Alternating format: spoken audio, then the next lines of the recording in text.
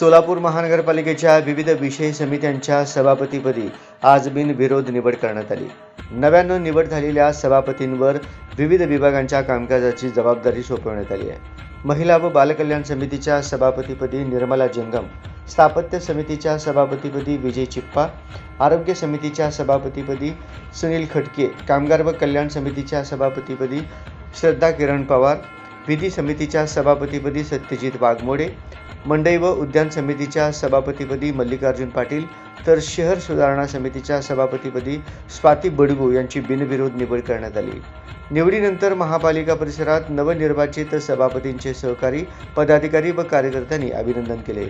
यावेळी पुष्पगुच्छ देऊन त्यांचा सत्कार करण्यात आला. शहराच्या विकासाला गती देणे, नागरिकांना दर्जेदार सुविधा उपलब्ध करून देणे आणि समिती अंतर्गत प्रलंबित प्रश्नांना प्राधान्याने मार्गी लावण्याचा निर्धार नवनिर्वाचित सभापतींनी व्यक्त केला. महापालिकेतील या निवडीमुळे विविध विषयी समित्यांचे कामकाज अधिक गतिमान होईल अशी अपेक्षा व्यक्त होत आहे.